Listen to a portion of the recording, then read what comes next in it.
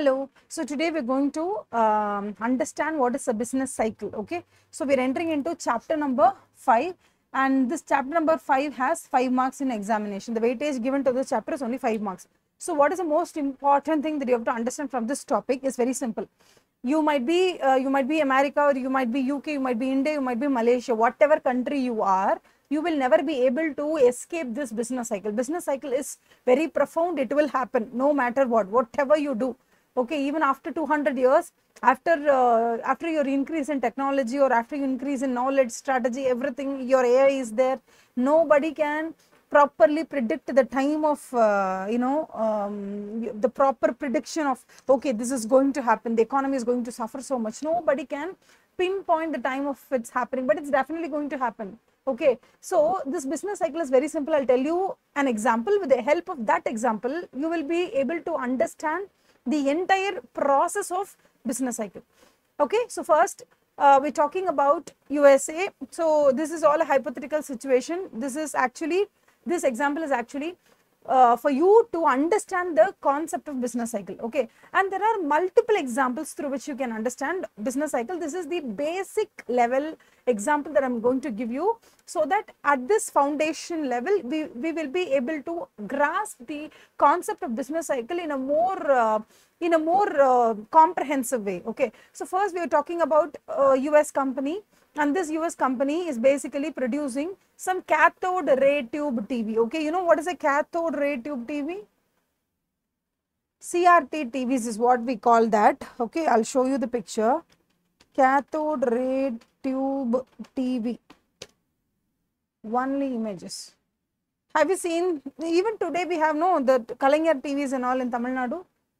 That's called as cathode ray tube TV. Okay, it's not LCD, it's not LED, it's only a cathode ray tube TV. It's one of the oldest technologies with which TVs were produced. Okay, so this is your cathode ray tube TV. Do you see this? This is the tube, and this is the TV projection and all that. Okay, so basically we are talking about one country. Okay, any country you can take, and that country is producing the cathode ray tube TV.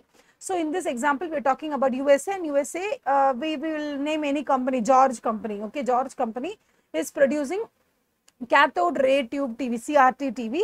So basically they are entering into the production of this TV, which is only black and white. Okay, so at this point in time, obviously the moment they start the production of the CRT TVs, obviously there's going to be a heavy demand for this product in USA, because prior to this they only had some radio or transistor or something like that, or they've been to only theaters or live theaters where they go and watch the videos. But now the only format in which at home they can see the video sessions are only through this cathode ray tube TV. Automatically, once this company is propelling its production of cathode ray tube TV, automatically the demand for this CRT TV in the entire United States will be brimming and booming. Okay, so this point in time, the entire demand pattern of the United States will be very great when it comes to TV. Automatically, when the demand for TV is very huge, okay, when the demand for TV is very huge and the production is also happening in a very vibrant way, automatically you need a lot of people to be employed for delivery. Okay, for the delivery of these television sets and for more production of the television sets, because there is a huge demand, and there is also a large amount of employment opportunities in this television production sector, because now we have a huge demand pattern. It starts from simple delivery, and then you need some person to assemble it. Okay, and then after delivery you really have to set the television up in a house and then show them the demo. So you need people to show demos. So which means there are a lot of employment opportunities available for people. If you can communicate well, you can go as a demo person. Okay, if you are a strong and well built person, you can go for the delivery schedule. You can be employed in whichever sector you want in this television industry. So in television production industry, obviously everybody in the market will get an opportunity to enter into the booming session. So here what happens, example, you might tell, ma'am, I have studied only BCom. Okay, what job will I get? Which means the sales are top notch in this television selling unit. Obviously they need an accountant, okay, obviously they need an auditing professional, obviously every person from every walk of life is needed to coordinate and run a successful business called this television manufacturing and selling unit. Okay, so here just because a new product has been launched in the country and there is a very huge strong demand potential for this TV, automatically this TV industry is pulling a lot of human resources into it. Okay, in the name of delivery guy, in the name of accountant, in the name of auditor, in the name of demo guy, in the name of assembling unit, from every dimension of in every dimension, every person, whether you are from arts group, you are from accountancy, you're from any group, okay, you're from any pattern of studies, you're being pulled into the television industry because large amount of human resources it is needed for the propulsion of TV industry as a whole. Now what happens, this is called, this what I'm talking about is called as the booming period. Once a new product is being launched in the country and there is a strong and huge potential demand for this product, automatically the entire country, in the entire country, for example, you might be like 2 crore and 50 lakh people or 3 crore people in USA, and maybe only 50,000 units can be sold initially. Initially, when the product is launched, only 50,000 TVs can be sold to the upper class who are already, you know, who already possess that potential purchasing power to buy the product. Okay, so initially only 50,000 products can be sold. This is what the data analytics is telling you. But once the 50,000 units are sold, okay, in the process of selling 50,000 units, obviously you need these delivery guys and all these accountants and the demo guys. No, automatically you're employing more and more people in the production and delivery channel of this television. Automatically, once, see, within the time that you reach the 50,000th, okay, or 49,999th TV delivery, within that span of time, okay, within that span of time, automatically another 50,000 people are being employed into this industry. As a result, what happens as a result, okay, more and more people are employed, more and more people got income, so that they also could buy more and more TV. So automatically the demand for the TV is going to be on the upper loop. So what happens, this booming session will go on until every home, or at least almost every home, has one television set. And for example, imagine there are 2 crore people, and imagine every house has 4 people, and we divide that by 4, so we have 50 lakh houses. And for every house, if you sell 1 unit of TV, and by the time you finish 50 lakh units of TVs that's been sold in USA, you will reach a point where there is no more growth space, there is no head space. If you just get up, then that's all, you're going to hit the head, you're going to hit your head. There's no head space at all. Headspace was there when they started the production of these TVs. Okay, when they started the production of these TVs, there was headspace because you sold only 10,000 units, so you had so much of headspace until you covered 50 lakh units. But once you finish that 50 lakh units, what will happen? Now there is no headspace for you, there is no growth potential for you. Now something or the other has to happen for the economy to not fall into depression or something called as contraction. What is contraction? Once you go into contraction, and then only at the end of the contraction you'll go to depression. So what is contraction? Contraction is a point where people don't get employment as often as they did during the booming period, because during the booming period, anybody who wanted to work can find work, because every industry is just taking in a lot of people to work. They want a lot of human resources. As I've told you in a very simple way, to give demo, to repair the TV, to do something that is related to the production and the distribution channel. The drivers who has to take the finished products from the factory to the showroom, you need drivers. So many people with so many talents are required for this when it was a booming period. But once 50 lakh units are being sold, now no more drivers are needed, because now finished products are not as frequently delivered to the showroom as it was before, because now the demand has on the whole came down, because every house has a TV now. Don't you think automatically demand will come down? So this is a very, very common sense. Instead of reading 10 paragraphs, it is very comfortable for us to understand the topic with some kind of logic. If a country can hold only 50 lakh units of TV, then only you can sell 50 lakh units of TV. Beyond that, how can you sell? After that, automatically many people will lose their job, no? Because now sale of TV is going to come down, or bad luck, it is going to be stagnated. Demand is going to stagnate. Nobody is going to buy more and more of TVs at all. The only industry that is going to thrive now is the repairs and maintenance team, where the TVs that's been already sold out. Okay, after 1 year or 2 years, automatically what happens, that there seems to be some technical issues, and for repairing and maintenance of those TVs, now the maintenance department is needed. Only that department is going to thrive a little. Other than that, drivers, they don't have as much frequent employment opportunities as before. Even the demo guys are not needed, because people, they have already attained that kind of knowledge how to operate it. So demo guys are not needed. So many people are going out of employment. So this is a contraction phase where 7 out of 10 people, they don't have job. If the situation continues, imagine now, in the place of cathode ray tube TV, instead of black and white TV, within that time, like within the time that you reach 50 lakh units of TV has been sold to the entire USA. Within that period, if the company is investing in R&D and it has come up with color TV, then obviously the entire nation will be very gushy. Okay, they'll be all set to buy the color TV now, because it's a new experience. So automatically, since people now want to try the new technology, naming hereby it is color television, automatically again the situation will boom in the country. Do you understand? Again the situation will boom in the country. But here I'm going to tell you that when the first boom that happened, when you introduce 50 lakh TVs that's been sold in the country, that kind of boom will not again happen when you are introducing the color television, because not everyone in the country will be ready to replace their black television for color television. So you might even introduce some exchange mela, where you say, for every black and white TV you're exchanging with us, we'll give you some discount on the new color television price. You might announce anything. Again, the economy is going to not fall into contraction or depression, but it is into a new booming stage.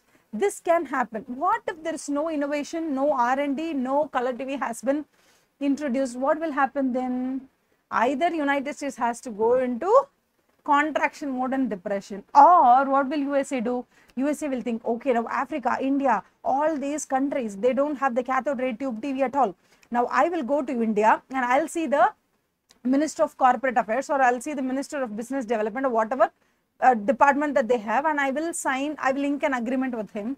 So once I ink the agreement with him to sell the cathode ray tube TV to India at a very, very, very nominal price. So now the Indian company, the Indian minister, he'll give me permission to export the color TVs from USA to India, and they will sell it in their own country.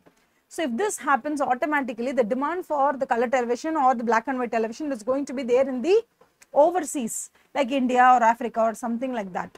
Okay, so now if USA is exporting its color televisions or whatever they are producing to Europe, Africa, to India, automatically, comparatively, the demand is going to increase. As a result, none of the person from USA is going to lose their job. But once this happens, once the company is exporting its goods to India, or once a company starts exporting the goods to Europe Union, like for example, if they are exporting to Germany, Italy, France, all the other countries, automatically they find one shocking example, where they come to understand, okay, the production cost in USA is too much, but if I produce the same good in India, then the production cost is going to go down by half of it. So why not I produce the good in India and sell it in India itself, so that as a company, for me, production cost is also coming down and I'm able to sell it in India. So I make more profit instead of producing in USA and then exporting it to India. Why don't I do this? So obviously here a lot of geopolitical tensions come in, because now United States government will tell that no, you can't do this, because United States people, they need some employment. If you are taking the production to India, then obviously we're going to lose some jobs. So tell us a solution for this. Then what will this company do? For example, imagine this company is Tesla. What this Tesla will do?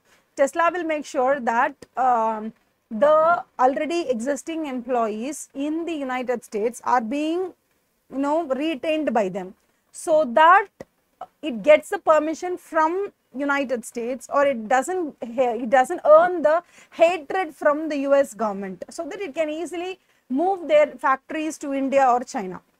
So this happens. So here what is to be understood properly, once this company is introducing this black and white television, automatically there is a booming period.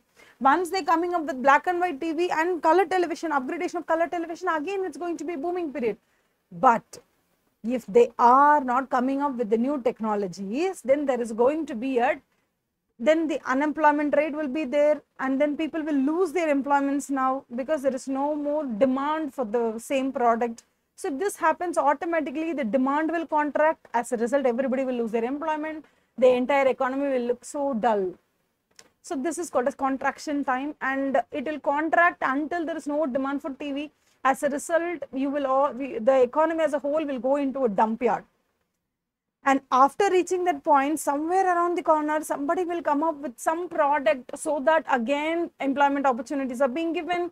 The government is supporting us by giving us some incentives, or the government starts giving incentives to the producers or to the factory owners or to the entrepreneurs, saying that you really have to kickstart some production because the economy is already in a downhill. So these kind of chain of reactions happen. And now I'm telling you, when the story I've started with, initially we started with black and white TV and we sold 50 lakh units, and then we came up with color TV. And when color TV was introduced, again in United States, the demand for color TV was increased. As a result, everybody was again getting jobs, and the economy was seemingly, it seemed to be happier, at a happier note. And after that, after a point, the company started to look out new countries and new demanding population, people who can buy color televisions out of USA. So they started to export. So when they are exporting, when the company is exporting, automatically demand is going to increase. And for example, only to USA, only when the demand is only from United States, the factories are more than enough in USA alone. But when you are supplying the television sets to the entire world, to Europe, to India, to China, to the Asian, Southeast Asian countries, to the entire world, you are exporting, then it means that this company needs a lot of production manufacturing power. So what they'll do is they'll start the factories in India, in China, in Vietnam, in Philippines, okay, in Malaysia, in Indonesia, many other countries where the laborers are very, very, very cheap. As a result, what will happen? All the countries in which the factory of color television production has been started will now see a booming period, because now the production is going to happen in Malaysia, Vietnam, Philippines, or Bangladesh, or all these countries. In all these countries, there's going to be a boom. So this booming period will follow in all these countries. In all these countries, people will be employed, and there will be a good standard of living, and they will in turn buy the television. As a result, this company will be propelling so much. But any propulsion will have a halting period, because you can't go on expanding it. There are a lot of technical issues, there are a lot of administrative issues that happens when a company is expanding too much, when the CEO at the helm of the company is not working properly, or when something goes wrong in the centralized administration, everything. But here we're talking about when this company is expanding its factories to 7 different countries, and all 7 different countries are absorbing so much of television set. So this is a booming period. And after that comes where the entire country is now converting their time to mobile phones and not to TVs. So obviously now what will happen, even in our homes, in our places of residence, we come to understand, in our family, we come to understand that the time that we had spent in watching TV like a decade ago is not the same as today. Today, each and every family member today, they are so well grooved with their mobile phones, and they're not caring what's being run on TV. what show is it running on TV? Nobody bothers. The only thing that's actually pulling every family member into one gathering is the IPL matches. Except that nobody is worried or bothered about what TV brings to the family. So now the entire setup of production, production channel, supply channel, everything is being converted from TV to mobile phones. So now if this company is also trying to amend its production factories from the production of TVs, if they are slightly, changing their strategy and they adapt so very well with the upcoming technologies, and they are very vibrant in introducing mobile phones, they can catch it. Else this television industry is going to stagnate. Now it's not that simple. Okay, in this example that I've given you, television industry had a boom, and then it was kind of at the peak, and then it contracted. Okay, it contracted when mobile phones was introduced. We're not just talking about cathode ray tube TV. Okay, after the introduction of cathode ray tube TV, after color televisions, after LCDs and LEDs, now after a point of time, people are not so grooved to the TVs today because of mobile phones. So this shift of preference happened from TVs to mobile phones. So automatically the booming, actually the economy is booming, but the boom shifted from television industry to mobile phones industry. This is very common. But imagine, we are in the example that I've given you, I've talked to you about only TV and mobile phones. Okay, but imagine a situation where we are talking about a country, and in that country, because of blunders that we have done some 30 or 40 years ago, it is affecting us today. For example, China in 1985 to 1990 period, what they did was, it is a very harsh policy of one family, one child policy. If you're pregnant with the second child, they will ask you to abort it. It was a very harsh one. For this, you can see a documentary that's available in Amazon Prime or Netflix, I do not know, but there is a documentary on this China's one-child policy, and that has a devastating effect today. I'll tell you why. If this is your mom and this is your dad, and you are the only child, what will happen once your mom and dad era ends? This era is ending. How many people will you have? Your mom and dad will be replaced only by you. So if the entire population is 100 crore, okay, imagine 50 crores are female and 50 crores are male. Imagine there are 100 crores of population, 50 female and 50 male. So these two guys get married. Hypothetically, I'm talking about. These two sets are marrying and they reproduce. Each connection is reproducing only one kid. So obviously, when this set of people, when this 100 crore of people, which is split into 50 and 50, when their era comes to an end, what will happen? You will only be left out with this 50 crore people. And again, what will happen? This 50 crore people, imagine we have 25 and 25 crore people of male and female, and then this will again come to, this will actually bring down your total population by half. If you have 100 crore population, after some 20 years, you will have only 50 crore. This 50 crore of population, after certain years, okay, you'll have only 25 crores. This 25 crores will just go and end up with 12.5 crores. This is what is the reality. And that is why there is always an optimal ratio. What do you mean by this optimal ratio, suboptimal ratio, or optimal ratio as they call? What do you mean by this optimal ratio that we followed in India? In India in the 1990s, we did not harshly operate, but we said in India, they said every family should have only 2 children. We said that because when you have your mom and your dad, and then you have 2 siblings, okay, you have 2 kids. So what happens once this era end, okay, once this era has come to an end, And after that also, you will still have the same amount of 100 crores of population, so that the population is stabilizing. If not increasing or if not decreasing, at least the already existing population should be stabilized. So the optimal ratio for a country like India, for a country like China, today we might talk about population explosion. But imagine if we come to a conclusion like China, or if we have already come to a conclusion like Chinese did, and every family should have only one child, what will happen? Today China is just facing its decision on the face of it. Within next 10 years in China, aged population will be around 40 crores. 40 crore people are retiring. 40 crore people are retiring within the next 1 or 2 decades. As a result, now the ratio between the youngsters and the age old people, okay, the age old people are huge and the youngsters are very less. So you thought that population explosion was a problem during 1980s and 1990s.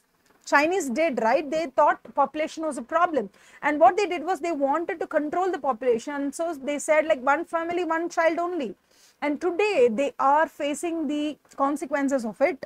Now today they have a large quotient of aged population, okay, and their availability of young population is very less. Today, if you go and again propagate that you are asking every family to have additional one child, do you think people will have? No, today they have already become very accustomed to having only one child. And this, this culture of having one child is very, very, very complicated. In India, when in India or in China, any place, okay, when one pair had 14 or 15 children, when you compelled them to have only 2 children, what happened? All their wealth has been, has been channelized only to these 2 grandkids or great grandkids, or to the kids. So now what happened in China? What happened? Imagine if there is grandma,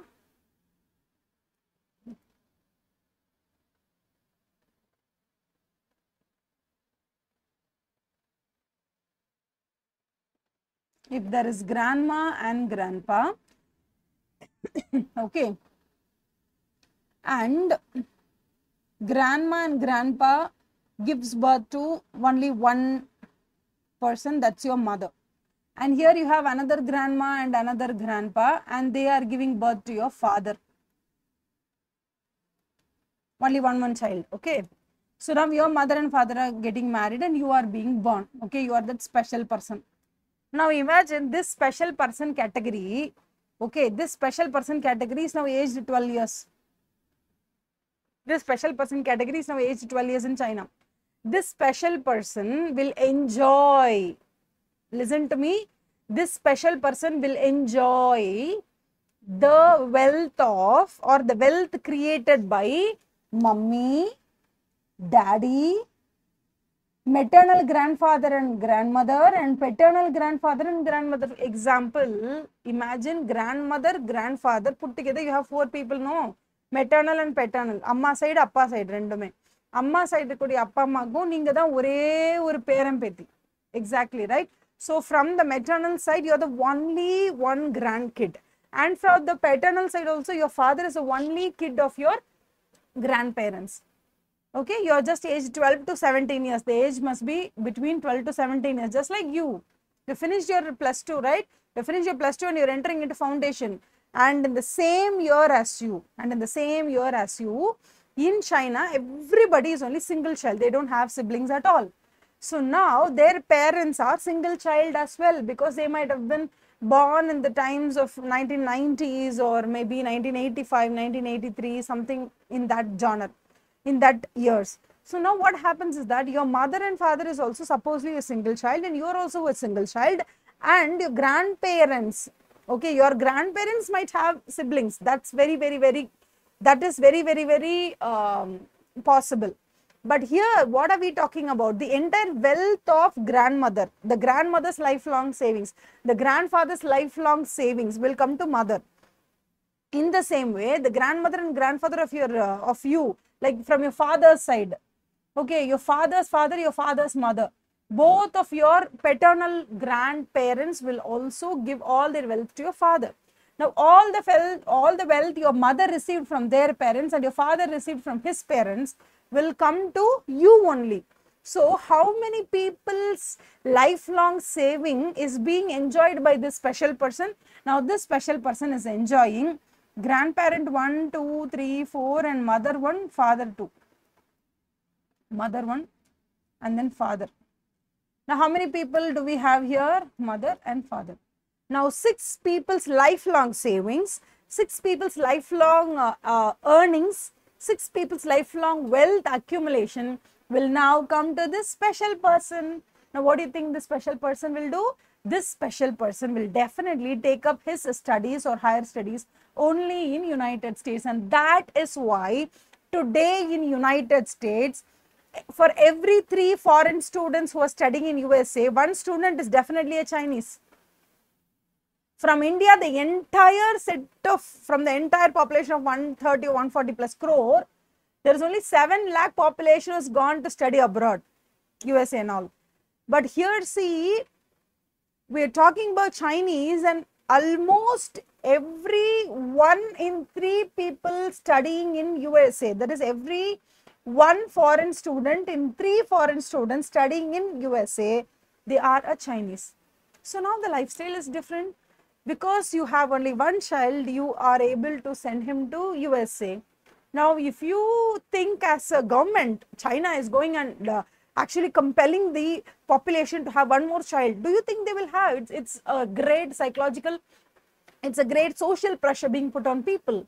People cannot accept the change of, or the change that's going to happen, the transformation, the gravitational, the gravity that it might pose. Because it's very, very, very hard. No, instead of having 1 child, you took care of that 1 child, you planned for 1 child, you gave the best for 1 child, and you imagine that 1 child is a woman, now, is a female child. You had no other option of having another child. For example, you wanted a boy, but you cannot have a boy because you are being compelled by the government to have only 1 child. So it happened to be a girl. No matter what, since you cannot have the second, you are raising this baby girl so preciously, and she is now at the age of 32. Okay, and she is very much independent. She is self-sufficient in terms of financial freedom and all that. She doesn't even want to get married. Okay, let alone discussing about 1 child or 2 child. She doesn't want to get married for now. And now the economy has changed completely. Now China is facing this kind of recession. What is it? Because it has too much of aged people and very, very, very few young population. Now the production that's happening in China, okay, it's going to face a lot of problem because the working class population are going to come down and the feeding population or the aged population are very huge. So if a country has more of dependent population and very small chunk of working population, this is also going to pose a heavy problem for the economy. So economy is not being driven only by this television sector or just by the mobile sector or just by the AI or generative AI. No, it is a complex structure. It is, excuse me, it doesn't happen with just 1 industry or 1 factory. Okay, it is a complex, or it is a it has multitude dimensions. It has so many dimensions. It comes from Chinese population problem, it comes from lack of investment in defense problem, it comes from so many sides. Okay, and in certain situation we are talking about this Russia and Ukraine war. Now Ukraine, no, it has lost its natural resources, people, it has lost its colleges. Recently, the law college of Ukraine has been bombed. It was blasted. So it was called as Harry Potter Castle. Okay, it was bombed by Russians few days ago. So it is all happening. Now, a war can totally savage everything. And when this is happening in Ukraine, what can you define? The cycle is happening. Do you think it is booming, or do you think it is contracting? Do you think it is at the trough, at the deepest depression? Or do you think it will recover? When will it recover? The moment when Russians or the Russian government is announcing, okay, we'll stop the war, only then we will think about a recovery in Ukraine.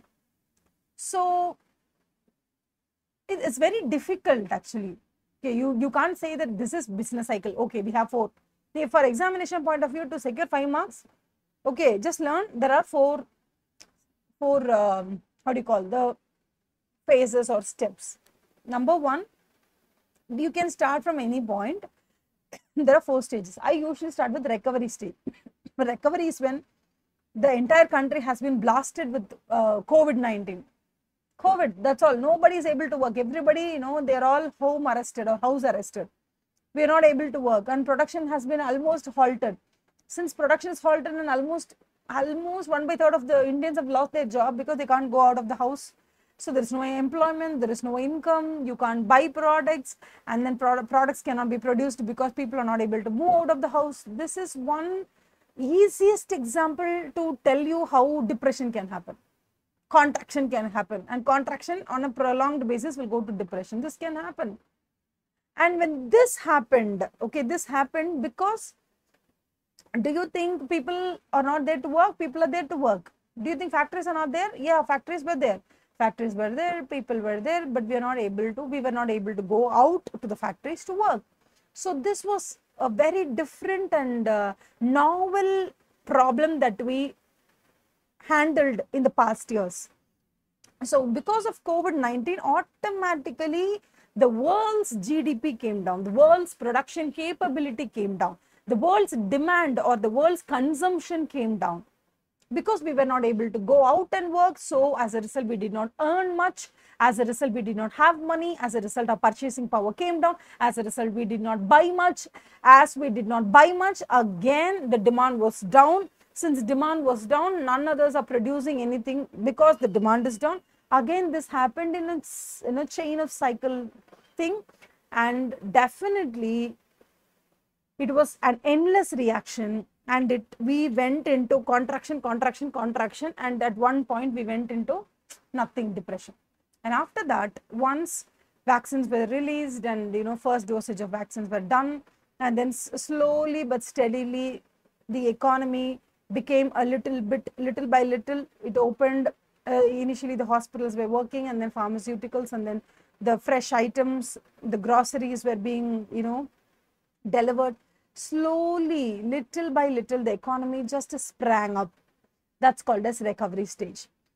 Now people started moving, people started taking vaccines, people started wearing masks, now the death rate came down, and people were moving out, and slowly but very, very, very, very steadily demand increased. Since the demand has increased, automatically production was again resumed. Production resumed, and products were produced, and varieties of products are being again now showcased in the malls, and again people are buying more because they got the jobs. Now they are not home arrested like they were in the past year. So now economy is slowly but steadily warming up. That's called as recovery stage. Okay, so this recovery stage, if prolonged, will definitely go into a booming session, and booming will go to a point where there is a peak point. Beyond that, beyond the, for example, in the entire world, we have only some, maybe from 400 crore population. Beyond the 400 crore vaccines, you can't sell. You have only 400 crore people. Even if you vaccinate the entire 400 crore people, AstraZeneca cannot make more profit. Okay, well, even after selling 400 crore vaccines, can you imagine more headspace available for growth? No. For any product, for any industry, the growth potential comes to an end, comes to a stagnation. And at that point, okay, people tend to lose their jobs because now demand is coming down, and people who were hitherto employed in the production of vaccines or delivery of vaccines or drivers in the vaccination transportation vehicle, they lose their jobs. And this will happen, and this is not going to happen on a very seclusive basis. This is going to happen only in AstraZeneca. This is only going to happen in the vaccine industry, or this is only going to happen in television or mobile industry. No, it's not going to happen. Multi-dimensional industries, multi-dimensional production demand pattern are going to coagulate on a simultaneous basis on the world level, global level, this is going to happen. So whatever happens in China, it's going to affect me. I'm sitting here. I run a solar company here. The solar panels has to come from China. And Apple companies in USA, but their biggest production center is in China. Or Tesla is in USA, and their biggest electrical vehicle manufacturing center was before it was in California, but today it is in China. So anything that happens in China is going to affect USA. Anything that happens in USA, it affects me. Whatever that happens in India is going to affect the world. It's like a chain reaction. It's like a bandwagon effect. One thing happens in one place, it's going to affect the rest of the world. So basically, at this point of your education, it's more than enough for you to understand expansion that happens whenever the demand for any good, it goes on increasing. When will demand go high? When people have purchasing power. When people have purchasing power and they want to buy more and more of a particular product, then obviously the economy is going to on an expansion mode. After a certain point, something might happen and people might lose jobs. As in my example, I've told you, only 50 lakh TVs can be sold. Beyond that, you cannot sell, and automatically that company is going to go down. And in the same way, beyond selling 400 crore vaccines, beyond that, can you sell more vaccines? No. Obviously, there is going to be a slowdown. That slowdown is called as contraction, and the end of the contraction is called as trough. And after trough has happened, definitely there is going to be a way of recovery, warmth. Okay, people will struggle hard, and then from vaccination industry or from the pharmaceutical industry, they might find their ray of hope in some other industry. They might get job. Okay, and then a lot of movements in the HR, human resources, will happen. And finally, they'll find their own way. This is how from expansion to the peak, and then to the contraction, and then to the trough, and then recovery will happen. These are the stages through which people go in the business cycle. And do you think every 1 in 10 year business cycle will happen? No. Every 1 in 5 years it will happen? No. Every at least once in every 40 years it will happen? No. There is no guarantee that it will happen once in 10 years, 20, 30, 40 years. It might happen 2 times in 10 years, or it might happen only 1 time in 50 years. It all depends upon the happening. COVID-19 struck, and it was a depression, and it straight away led to depression. Now, there is no one situation or condition saying that we are going to experience this or we're going to experience that, and this is going to happen exactly at this point in time. No, there is no proper written report saying that this is going to happen once in 10 years, 3 years and all. There is no prediction. You can predict, prediction can happen, but you can't say as a slave book, you can't write, okay, once in every 10 years, business cycle will happen in USA.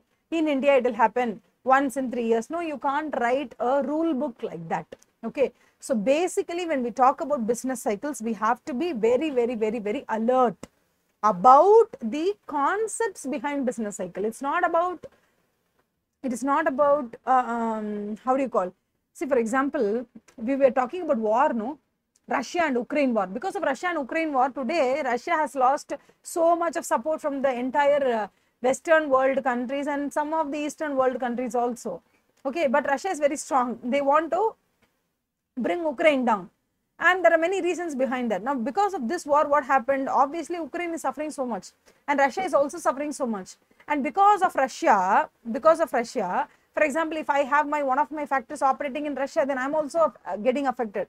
So definitely there is a chain reaction. But imagine, do you think because of a war, do you think boom can happen? Do you think, see, today Russia is, Russia is having a war with Ukraine. Because of that, USA, UK, they all say that Ukraine is being ruined and this war is bringing a lot of, depletion. Everything is being talked about every media. But do you think war can bring booming period? This has happened during World War I and World War II. When World War I ended, okay, United States literally, they were not able to come to terms like what are they going to do next, because during World War I, United States was the country which supplied majority of the military equipments to the entire war essentials.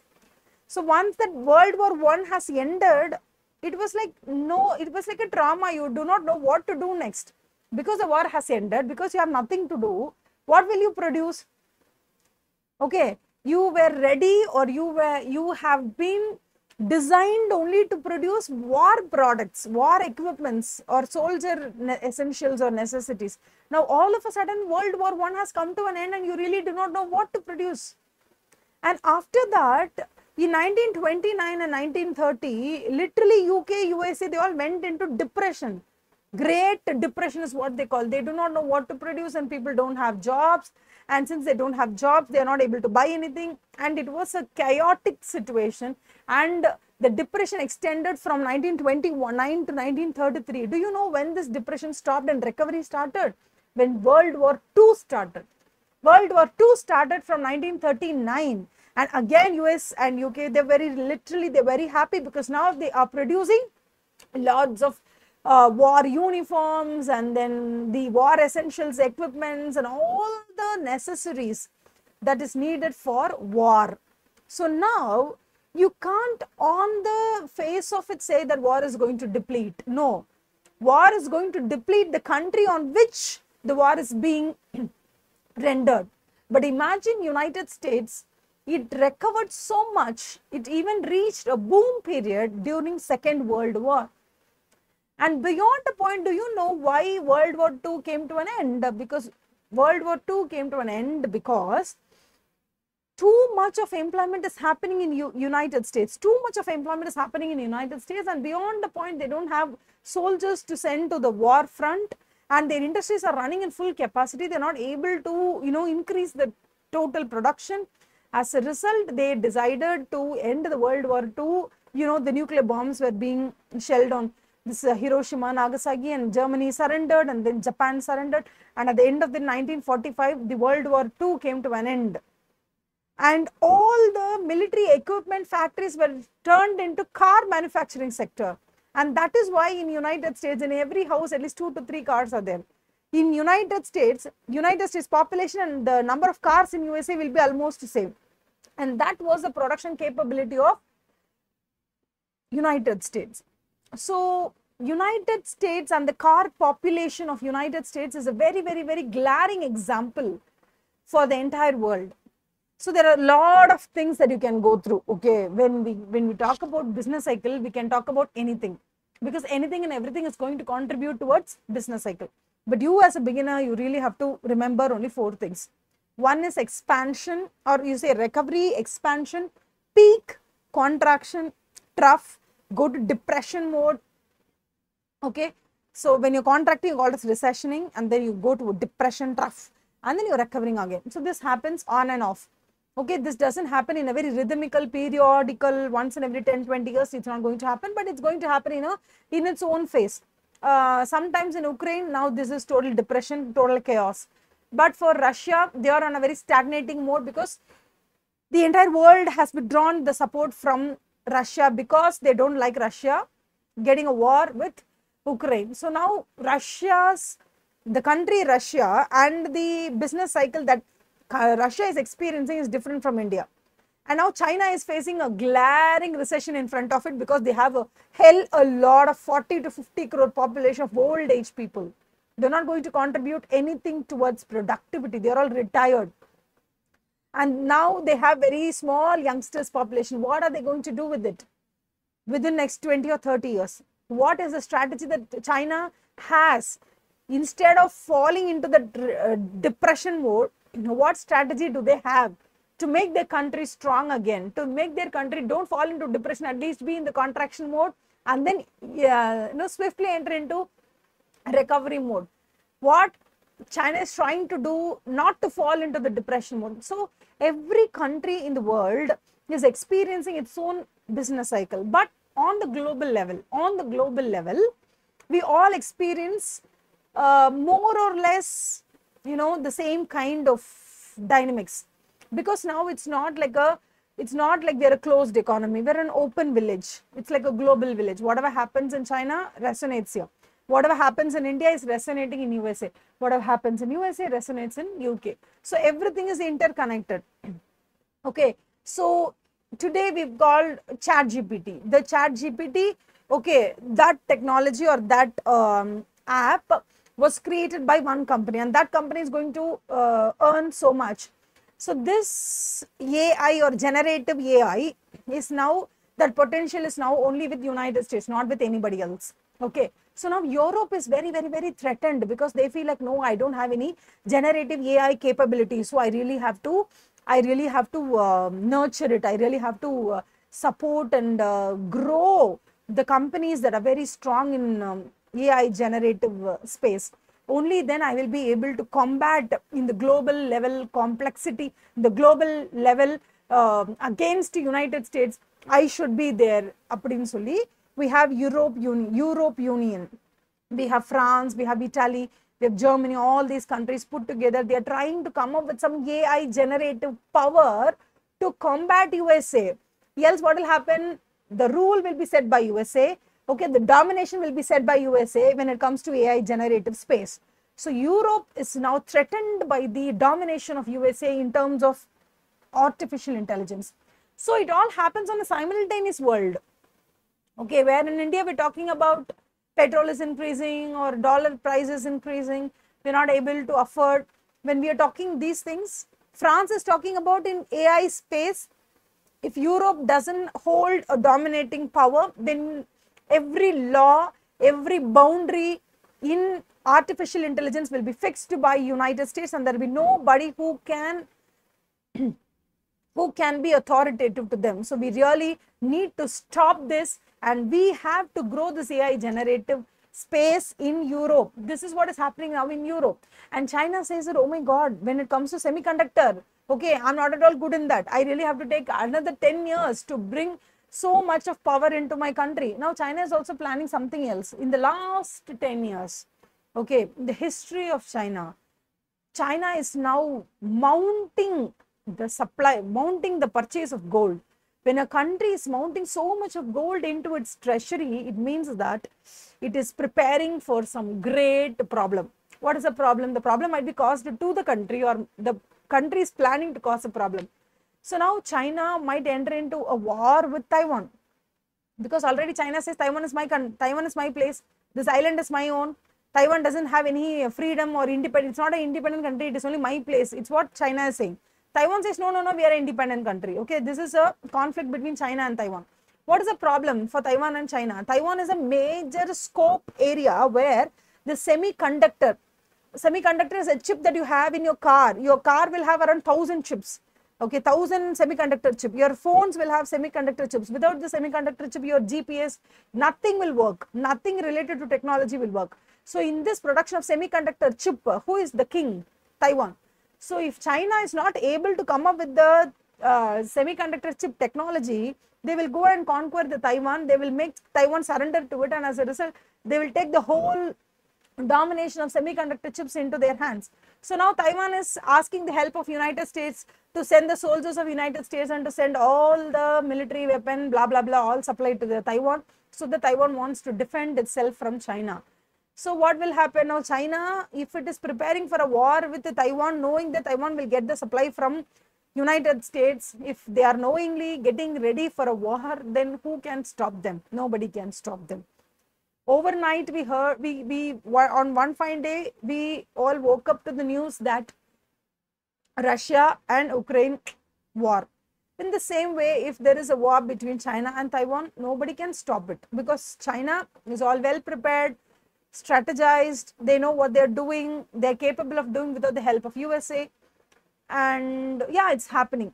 So it's not this business cycle as a topic, it's not just with one happening, with one country or with one company, industry. No, it comes from the multi-dimensional, and it can happen anytime. It can go on an expanding mode, go to the peak, come down to the trough umpty number of times, or maybe one time in 40 years, depending upon how economy is twisting and turning.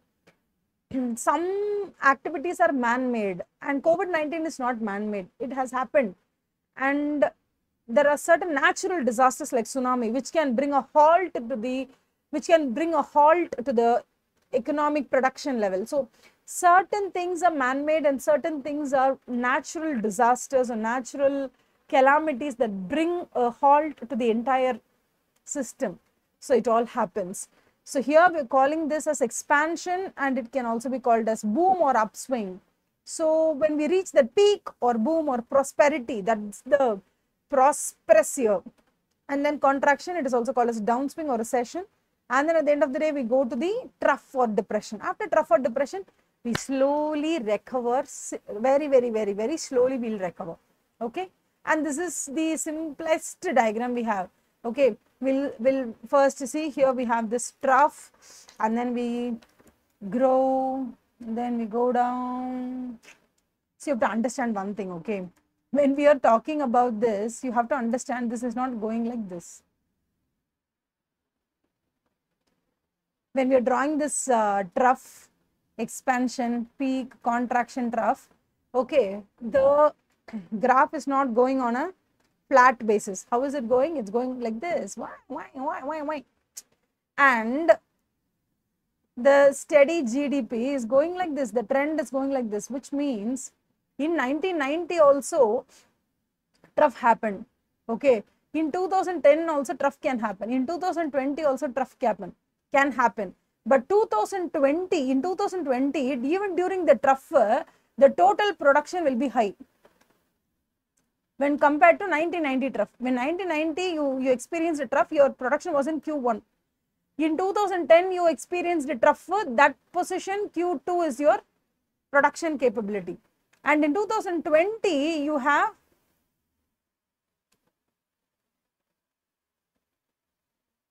Q3, which means you might be in trough. Okay, you are in trough at 3 points, 1990, 2010 and 2020. We imagine we get trough once in 10 years, just as for our hypothetical understanding or assuming. Okay, imagine Q1 is also trough, Q2 is also trough, Q3 is also trough. But the production capability differs. Why is it differing? Because in 1990, we had no mobile phones, we had no technologies, we had a very less capability. So the trough in 1990 is being expressed by Q1. But in trough in 2020 is expressed by Q3, because even though I'm in trough, even though economy is in trough, still we have comparatively more goods. Still we have comparatively more goods than Q1. So the gap between Q1 and Q2 or Q2 to Q3 is the level through which the global economy as a whole has grown so much. So even when you are in trough, today you have inverter. Today you have power supply 24/7. Even if there's no power supply, you have solar panel. So this is the trough situation in 2020. But way back in 1990, what is a trough situation? During trough situation, the government will not have enough power supply to give to the entire set of villages in India. But today it is not like that. The trough situation in 2020 is far better than the trough situation in the 1990. I would be it's still better. For example, the trough situation in 2020 is more or less equal to the peak situation of 1990. Do you understand? The trough situation of 2020 and the peak situation of 1990 is more or less the same, which means the lifestyle that you and I enjoyed during 2020 trough situation is as equal to the peak situation life standard or standard of living of the 1990s, which means this is how our general capability of production keeps on increasing, and that is why your production diagram is like this. How is it? It is like an upswing, chaka chaka chaka chaka chaka, like this it goes, and this is general trend. So in this you will be writing, okay, this is your trough. Okay, this is your trough, this is your expansion, this is your peak, this is your contraction. Again, this is one trough. Okay, and this is one expansion, this is peak, this is contraction, this is trough or depression. Again, you're recovering. Again, this happens, on a very consistent basis. But on a general basis, you really have to understand that this happens on a upscale basis, because what was peak during 1990 is the trough today. What is trough today? Okay, what is peak today? The 2020 peak today will be 2030 is a trough. So that's how our general capability, the global capability of production keeps on increasing, because we find new methodologies, new technologies, blah blah blah, everything is being found out. Okay, so this is the basis through which we will be understanding business cycle. I hope you've understood the concept of business cycle. If you do have any doubt, please let me know. Okay, tomorrow I will give you the PDF. Okay, the entire business cycle will be cut short into some few points, and if you just go through the few points, it will be enough for you to face the examination. And we have around some 30 or 40 one-liners. If you just understand that, that is more than enough for the examination. Make sure you get the 5 marks that's going to come from business cycle. It's so easy. They're only going to talk about certain indicators. They'll talk about, or they might talk about what are the causes of a business cycle, what caused the business cycle, what caused recession. Maybe COVID-19 caused a recession, right? And then Ukraine war caused a recession, and World War II caused a boom. So we are talking about what actually triggered an immediate U-turn in the business cycle. So these things we'll talk, and we'll talk about the indicators. See, something is happening in the economy. For example, ChatGPT has been introduced. Automatically, there is going to be a very optimistic view, and we're going to talk so much about the artificial intelligence, and any company that's going to come up with artificial intelligent products, and the stock prices of those companies will go up. So there is a general optimism trend. So we're talking about business cycle, and obviously before boom comes, we will know that these are the pleasant indicators that is saying that boom is ahead. We're going towards boom.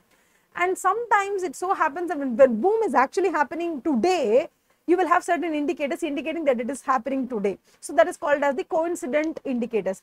And certain things will happen only after the boom has happened. The boom has happened, the entire year has ended, only at the end of the year GDP figures are coming out. Oh, the GDP, national income has increased as a result of boom. Yeah, boom happened in June. Okay, and the national income calculation or computation comes out during April, next April. So this is a lagging indicator. So like that. Okay, so certain measures, if it is released on a simultaneous basis, it is called as coincident or concurrent indicators. Certain indicators will come only after boom has happened or depression has happened. You will lose your job after depression happened. So what will happen? Unemployment is an indicator, but it is a lagging indicator. Okay, once the savage has happened, once the calamity has hit the country, and after that you are losing your job. So now, before calamity hits you, or before the depression hits you, or before some problem hits you, if you come to know this is going to happen, there is a red light signal, there is a red alert in this industry. So there are indicators, 3 types of indicators: lagging, leading, and then coincident. Coincident tells you as and when boom happens, coincident figures will also come out. So that is called as coincident or concurrent indicators. Lagging happens, boom happens, later on the news will come. That is called as lagging indicator. What do you mean by leading indicator? Even before the boom comes, there are certain indicators telling you that the economy is going on a full upswing. That's called as leading indicators, and I will teach you the internal external causes and the indicators alone tomorrow, alongside of the cut short, that is the that material from the entire 22 pages of study material. I'll just cut it short to some 40 points, and if you read that 40 points, you should be ready for the 5 marks. Okay, thank you so much. Hope you have enjoyed today's class. Tomorrow we'll be having 2 sessions. Okay, I'll send you more classes from tomorrow, so that we'll be able to finish the entire chapter within 15th of May. That's what I'm actually targeting. Okay, thank you so much.